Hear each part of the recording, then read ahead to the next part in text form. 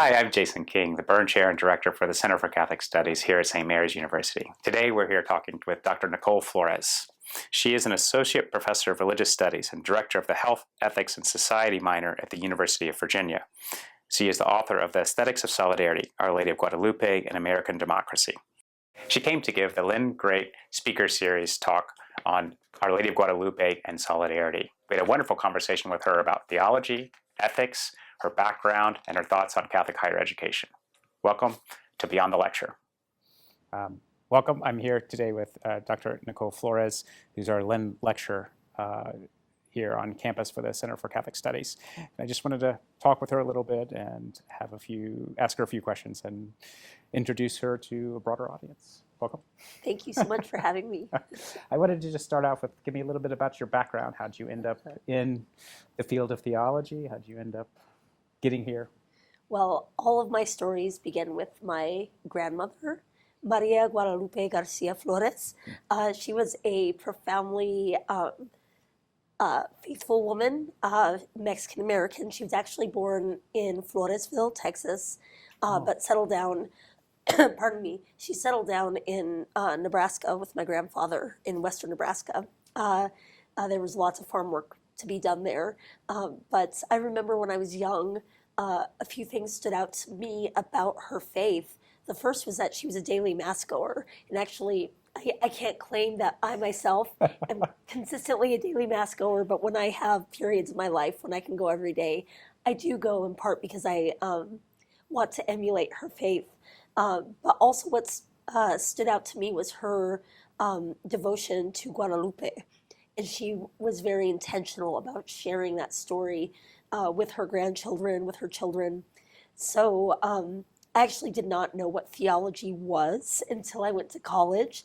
But when I started studying what I thought was religion at the time, I quickly realized that actually there's this entire world of theology, of faith-seeking understanding, and that, yes, in part it was the really abstract philosophical thinking of figures such as St. Anselm, who I really love, but it was also the very everyday reflection and life of faith that my grandmother lived. So I kind of got into it in part because I wanted to bring Anselm and Guadalupe together.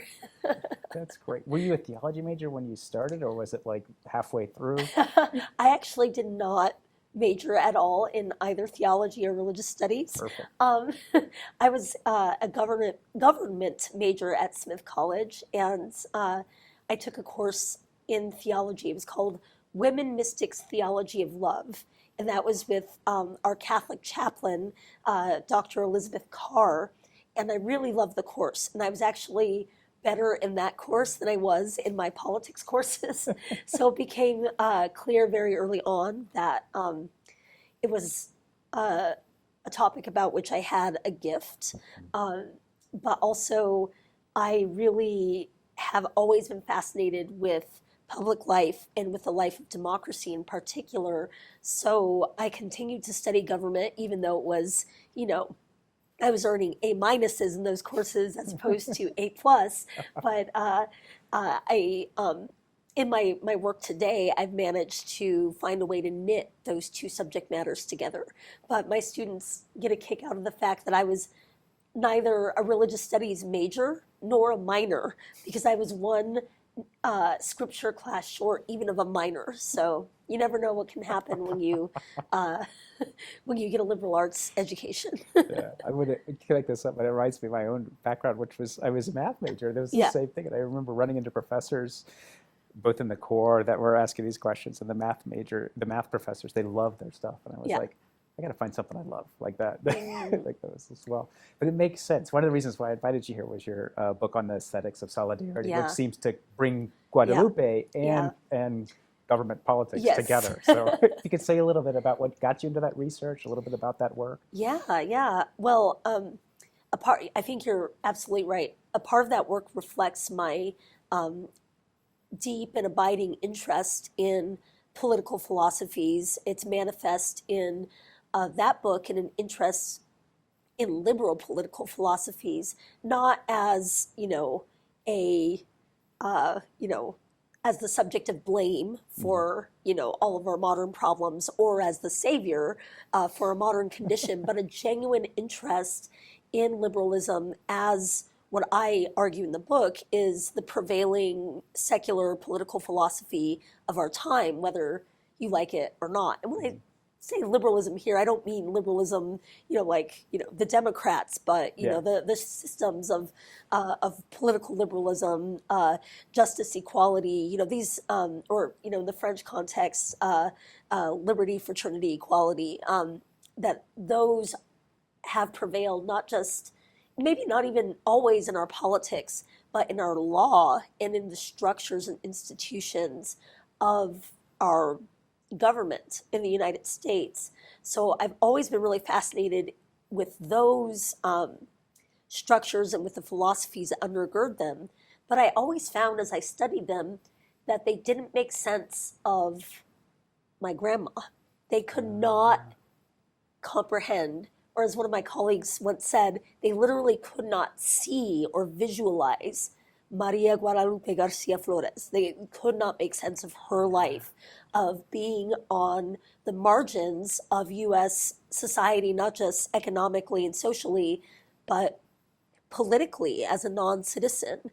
So part of what set me out on the project was trying to make sense of how can I push liberalism not to be something different or new, and not to develop a version of which I'm not critical, that will never exist, but how can I push liberalism to see Guadalupe, and in seeing Guadalupe, to see the movements for justice that are really animated by Guadalupe and by a desire for justice for all. So that's kind of like the origin stories of the book. Of course, there's a lot more to say, but I'll spare everyone. No, and one of the things I remember lots of things. I love that book. Lots of things about it, but the dynamics of like Juan Diego versus the bishop, and the kind of authority that's at play there, and that thinking about that in terms of liberalism and the dynamics of institutions versus people that are sort of on the fringes or on the margins or kind of forgotten. I thought that was I thought that was an interesting, fascinating, helpful, delightful movement. Well, and it's interesting that you bring that up, because that was one of the more difficult things for me to write in the book, was to be critical of bishops writ large in my interpretation of the of the narrative of the encounter between Guadalupe and Juan Diego. It's actually not the bishop who's the hero of that, right? I wouldn't call Juan de Zumaraga the villain, but he's the convert at the end, right? And it's interesting though, because I'd never thought of it in terms of also, even though the authority figures of our political system are not bishops, how it also criticizes them as well, and honestly, it can be leveled as a way of critiquing ourselves as, tenured professors at, wonderful universities in the United States. We, depending on the situation, would not be Juan Diego in that story. So how does that call us to account for our power and to open our eyes to see the message that the Juan Diegos in our world have to bring to us? And it's such a great point too, because you can see it, right? Like if you're in charge and you have, I was thinking both like, build a church here, like, okay, whatever. Like you can see how that's like when you're like, I got 1,000 things going on, I got to sort of or in the classroom, right? Like it's, I have to do this. I got a family emergency. I got to do something. Okay, whatever. Like you can just see how, especially over time, how you would like when you get in those positions of institutional, not because of meanness or harshness, but how you neglect those things. Yeah. And then that call to conversion to pay attention. Yeah, I've been here before. I've seen this one before. Sure. But yeah, it really turns that kind of distrust on its head. That's that. And so, and then there's that I guess the Guadalupe piece, or the religion piece too. There's something about that that's both outside the system that also enables you to have strength and a voice inside the system as well, or at least to speak to those inside the system. Yeah. Anyway, with that, maybe that's my next question, which is always my curious question these days, because I feel like lost, which is like the future, right? Like, so now you're thinking about like this past of where you were and the work that you've sort of done, and like kind of pushing into the future. And feel free to disagree with this, but my kind of my theory is that like things are changing. Yes. And that's hard. Change is hard. Yeah. But it's also opportunities. And so trying to think about the future in Catholicism, but also like in Catholic higher ed. Now you're at UVA, so it's not a Catholic institution, but also like you're part of Catholic higher ed as being in these places. And if I remember, I think this statistic is still true. There's more Catholics in state and public schools than in Catholic schools overall. True. So like so I would consider you part of Catholic higher education. Yeah. And I would consider myself a part of Catholic higher education, both in terms of being a Catholic theologian, but also I teach a lot of Catholic students, and in some cases am the first and only point of contact with Catholic thought, Catholic tradition that some students will have, depending on how closely or not they are involved with our university parish, which is wonderful. But not all the Catholic students I see, particularly students from marginalized racial and ethnic groups, feel really comfortable being involved with our university parish, rightly or wrongly. I feel very comfortable there. I'm like, oh, Father Mario, if you're watching this, I feel very comfortable at St. Thomas Aquinas University Parish. But, it's more of a structural issue than like, a particular priest or pastor, not creating that welcoming environment. People haven't always had, positive experiences of feeling seen and trusted and heard in a parish setting. So often the kinds of spaces we're creating in classrooms have the opportunity to be that first place where that voice and that contribution is really trusted. Hopefully not to end there in the classroom, but how can this cultivate other spaces and other opportunities where students can access that as well. I thinking about that too. Like, it's funny. Most of my communities, when I think about my really like nourishing Catholic communities, have been in academic settings, and I'm nerdy, so that probably fits too. But like it was really like freeing for me in college and running into those experiences where it was freeing. And I had good priests growing up, but it was such a different experience. Like it was my parents, it's my parents' community, and it was welcoming and fun, but it was just different and freeing. So I can appreciate that. Yeah. Being taken seriously, but also having some degree of agency within parish life, I think is really different for students, regardless of whether they are at a Catholic institution or a public one. It might be the first time that they've been asked to serve as a lector or a Eucharistic minister or to organize Bible study, and not because their sending parish is, bad or disempowering, but they were viewed as the youth, the young people, and the future that'll happen later on. Yes. Whereas at a university parish, at least in ours, you feel the absence of the students in the summer. Things feel smaller. It's still a very vibrant parish, but when the students come back, all of a sudden, things are expanding again. It feels a little bit more vibrant. I always feel like May on a campus is really sad for me. Like you're walking around, it's like a little ghost town. And you can feel like in August or July, like it starts to build back up. So, parking gets better in May, but that is true. I can appreciate that for a while. Yes. Well, what am I doing here? Yeah. Do you have hopes and dreams for the future? Part of this is that I do think there's this ongoing issue of like kind of institutional disaffiliation, broadly speaking, but definitely within the Catholic Church and parishes, and that creates different possibilities. It's challenging, but also different possibilities of community. Hopes and dreams for community in the future. Wow, that is. It's a deceptively simple question. It is a dastardly question. Yeah. I mean, it probably depends on the day that you're asking me, but today, because I'm, here in San Antonio and not with my kiddos in Charlottesville, I'm thinking about the church in relation to my sons, and just thinking about how it is that they will receive and be welcomed into the faith, and how even how we do that at a young age is beginning to shift. My oldest son is, in the language that we use today, without revealing too much about his personal situation, is neurodiverse and has a hard time sitting still during Mass. And by and large, we've had really positive experiences with the parish, especially our Dominican order there being very welcoming to us. But we've also had some really negative experiences of other parishioners turning around and shh, Are you serious? yeah, and that's, of course it makes him feel not welcome, and then that it's not for him. So we've already started to hear from him, oh, I don't want to go to church because it's boring. And by boring, he means I can't make noise. Yeah, and I can't move. I can't move. I can't wiggle.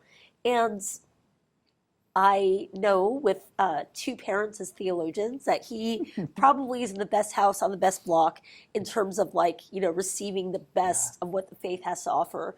But I think my hopes and dreams for the future really center on the liturgy. Maybe this isn't a surprise for someone who writes about aesthetics and ethics, but it's in our liturgical spaces that we encounter, the real body of Christ, but the real bodies of the parish too. And if we can think even just a little bit more expansively about which bodies belong and how to create that space, again, I'm not, a radical reconstructionist of liturgy. I love my kneelers. I like a little bit of Latin here and there. I'm not proposing anything particularly radical, but what does it look like to have a liturgy where, a toddler can wiggle, and a culture where we have learned to not just to kind of grit our teeth and bear it, but to delight in that. And I think if we can learn to delight in wiggles, well, that's a good sign for the future. So maybe that's my hope and dream, is that we can learn to delight in the wiggling and the loud questions, and mommy, may I go to the bathroom at the top of your lungs during the consecration, and all of those delightful interruptions. That's beautiful. Yeah, I just think because then it becomes a kind of community. When I remember that we were at a small parish growing up, and technically we were in Kentucky, so it was mission territory, and I remember community, and that was so important for belonging. I have to tell this story because I'm just thinking about welcoming people and community and wiggling kids, because I have kids, and we had all three kids, and you can see them working, good kids, and they're working hard to not go bonkers, to listen to people talk, and the homily, as an adult, it wasn't a children's mass, which is also nice, but they were wiggling it. We had this old couple behind us. Oh, those poor people. I was feeling bad, feeling guilty, I should control them. What do I do? And I'm stressed out. And so, but after Mass, the old man leaned over to my kids and goes, "You know what? You all were fantastic." And he gave them each a $20 bill. I kid you not. Whoa. And my kids thought, this is amazing. And the money was a nice bonus, but it was just a little moment of grace where they felt, after that, for the next few weeks, they felt welcome. They felt there's kind people here. And so that little moment of somebody just it's great that you're here, nice to see you, not scolding you for wiggling, but celebrating the fact that you're here. So if you can have that moment. Yeah, just those little moments, a little opportunity, whether it's a $20 bill or a pat on the back. It could be really powerful, and that could be, I think, where the Spirit is moving us as the Church of the United States. And actually, I suspect that the global church probably has a better sense of how to encounter wiggles than we do in the U.S. But maybe if we could take the lead of the global church as well, and let the wiggles allow the Spirit to pervade our our parishes. That's probably the perfect way to end, which is to celebrate wiggling people in parishes and life, because that's, I think, what we all are. Yes, I'm definitely a wiggling person. I am too. Well, thank you very much. I really appreciate this, and tomorrow is the Lynn lecture, and yes, it'll be a lot of fun. Yeah, I'm really looking forward to it, and I'm so grateful for the hospitality here at St. Mary's. So thank you for having me. Yeah, we're so happy to have you. Thank you very much.